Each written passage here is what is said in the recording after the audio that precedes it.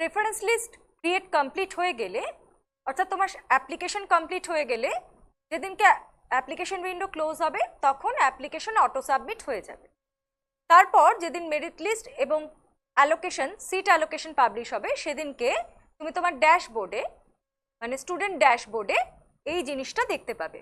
দেখো, স্টুডেন্ট ড্যাশবোর্ডের ডান দিকে দেখা যাচ্ছে সিট অ্যালোকেশন।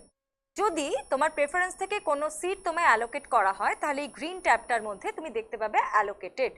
এছাড়া প্রত্যেকটা সিটের এগেনস্টে, প্রত্যেকটা প্রেফারেন্সের এগেনস্টে তুমি দেখতে পাবে অ্যালোকেশন লিস্ট।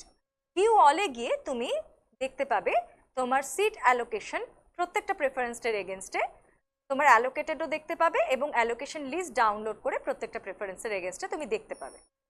তো ড্যাশবোর্ডে ফিরে গেলে তুমি দেখতে পাবে তোমাকে যে সিটটা অ্যালোকেট করা হলো সেই সিটের এগেনস্টে একটা কংগ্রাচুলেশনস মেসেজ, এবং এরমভাবে লেখা থাকবে টেক অ্যাডমিশন, তার উপরে লেখা থাকবে তোমার অ্যাডমিশন নাম্বার, কোন সাবজেক্টের এগেনস্টে তোমার সিট অ্যালোকেট করা হলো, application number, admission fees, applied on, total course fee, your preference number.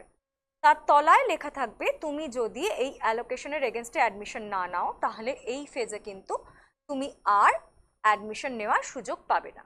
এবার তুমি যদি টেক অ্যাডমিশনে ক্লিক করো, তাহলে তোমাকে নিয়ে যাবে এই পেজটি।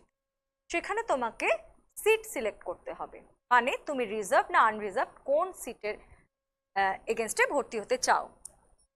তারপরে তোমাকে সিলেক্ট করতে হবে তুমি কি আপগ্রেডেশন নিতে চাও পরের রাউন্ডে। যেহেতু তুমি এখানে দেখো সেকেন্ড প্রেফারেন্সের এগেনস্টে পেয়েছিলে, অর্থাৎ তুমি যদি তোমার হাইয়েস্ট প্রেফারেন্স ছাড়া অন্য কোনো প্রেফারেন্সে পেয়ে থাকো, তাহলে তুমি আপগ্রেডেশন চাও কিনা এটা তুমি চুজ করতে পারো।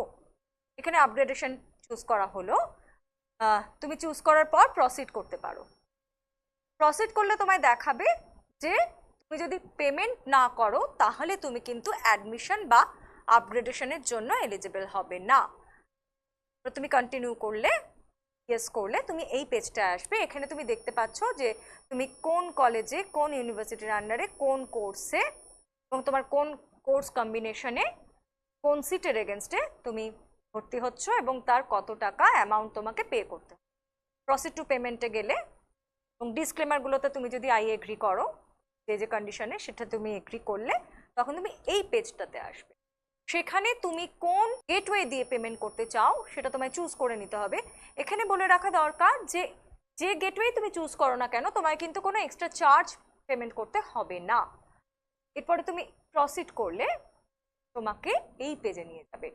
সেখানে তুমি চুজ করতে পারবে তোমার payment methods, net banking, credit বা debit card, QR code, wallet এবং ইউপিআই, যে কোনো একটি দিয়ে তুমি কিন্তু পেমেন্ট করতে পারো। এখানে আমরা কিউআর কোড দিয়ে দেখাচ্ছি।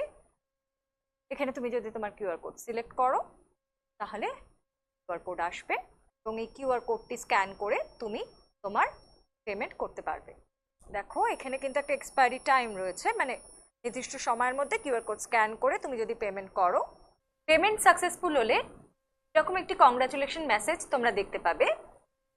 সেখানে গো টু ড্যাশবোর্ডে যদি তোমরা ক্লিক করো তাহলে তোমরা তোমাদের ড্যাশবোর্ডে পৌঁছে যাবে। সেখানে দেখো, আগে যেখানে অ্যালটেড দেখাচ্ছিল সেই গ্রিন ট্যাবে এখন তোমরা দেখতে পাবে অ্যাডমিটেড, আর যেখানে টেক অ্যাডমিশন দেখাচ্ছিল সেখানে তোমরা এরকম একটা কংগ্রাচুলেশন মেসেজের পাশে দেখতে পাবে ডাউনলোড প্রভিশনাল অ্যাডমিশন রিসিট। সেখানে তোমাদের পেমেন্ট হিস্ট্রি সবটাই থাকবে। আর সেখানে যদি ডাউনলোড প্রভিশনাল অ্যাডমিশন রিসিটে তোমরা ক্লিক করো তাহলে এরকম একটি প্রভিশনাল অ্যাডমিশন রিসিট তোমরা পাবে।